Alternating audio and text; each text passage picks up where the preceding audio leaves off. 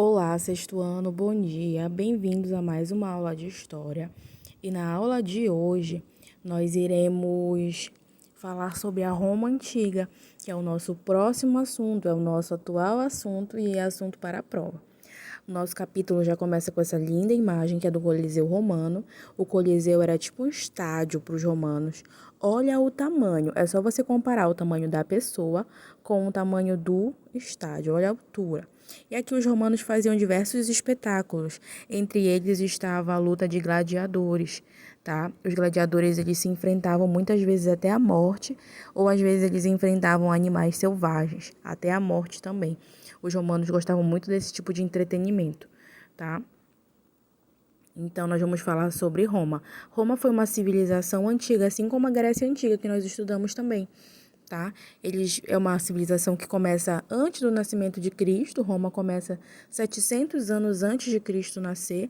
Nasce ali na Europa também, próximo da Grécia. Só que Roma vai ser maior do que Grécia, porque Roma vai conquistar várias regiões da Europa, partes da Ásia e partes da África, tá? Os romanos eles vão construir um grande império ao longo de toda a Europa. Aqui na próxima página, na página 300, vai falar para a gente sobre as origens de Roma. A herdeira de Roma hoje em dia é a Itália, tá? E a Itália corresponde a essa parte aqui do mundo, tá? Dá pra gente ver aqui de vermelhinho mais ou menos onde é, tá?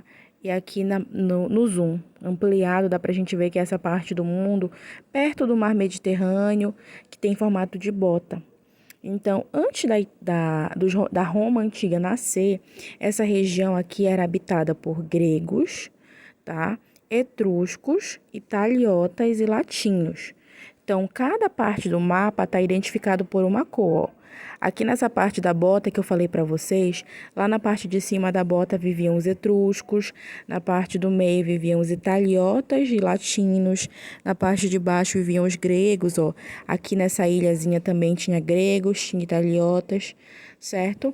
Então era uma região dominada por alguns povos.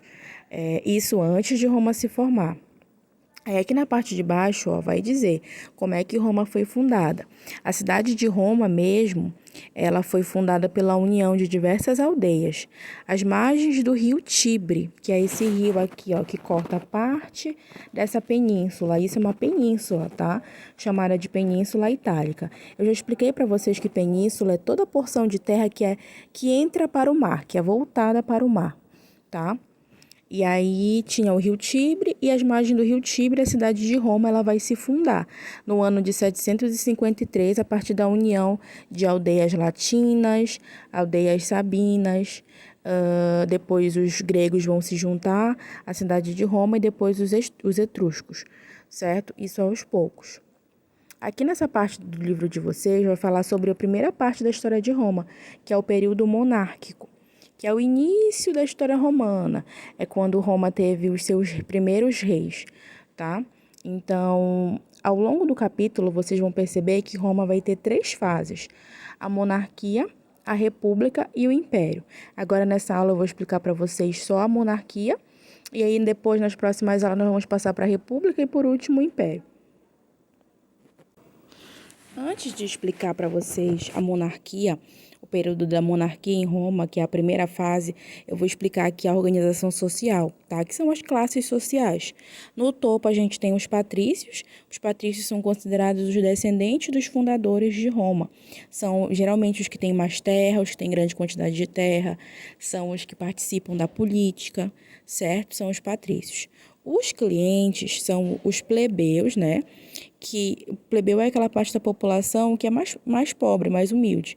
Então, os clientes, eles são plebeus que vivem junto com os patrícios, que trabalham para os patrícios, que são fiéis a um determinado patrício, tá? Então, são plebeus que trabalham diretamente com algum patrício, que vivem da proteção desse patrício. Os plebeus, eles são homens livres que trabalham com diversas coisas, artesãos, agricultores, comerciantes, etc. E os escravos são aqueles que que fazem todo o serviço, que se tornaram escravos ou porque ficaram endividados ou porque foram presos em guerras que enfrentaram os romanos. Esses escravos eles não tinham direitos políticos, tá? Eles não eram considerados cidadãos, não participavam da política de jeito nenhum, assim como os plebeus, tá? Só quem participava da política eram os patrícios. Aí, dito isso, que a sociedade romana era patrícios, clientes, plebeus e escravos, podemos voltar aqui para ver como funcionava o sistema monárquico em Roma, tá? Então, nessa primeira parte de Roma, funcionava da seguinte forma. Eu tinha um rei, e aí esse rei ele era auxiliado por dois outros órgãos, o Senado e a Assembleia Curiata. O Senado era um conjunto de patrícios. Lembra que eu falei que só os patrícios participavam da política? Era um conjunto de patrícios que ajudavam, não, que elegiam os reis, tá? E que eles podiam vetar também a proposta dos reis, as leis que os reis criavam. O que é vetar? É proibir, é não concordar. Então, o Senado acabava sendo muito importante, porque ele auxiliava o rei, elegia o rei, e ainda podia dar a palavra final sobre as decisões que o rei tomava, tá? A Assembleia Curiata era formada por vários patrícios também, só que esses patrícios eles não tinham tanto poder quanto o Senado. Eles estavam ali também para auxiliar o rei, mas eles eram apenas consultados. Eles não tinham direito a vetar uma proposta do rei, como, por exemplo, o Senado. Eles estavam ali mais para aconselhar, para fazer pressão ou não, mas eles não tinham o direito de vetar, assim como o Senado. Então, nessa época, era o rei, o Senado e a Assembleia Curiata, tá? Segundo a história, esse período de Roma durou 7 reinados.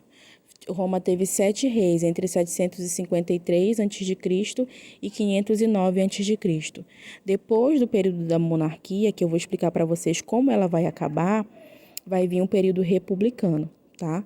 Eu já adianto que o período republicano vai ser o período em que o Senado vai assumir o comando de Roma. Mas isso é assunto para a próxima aula, certo, pessoal? Beijo, até a próxima.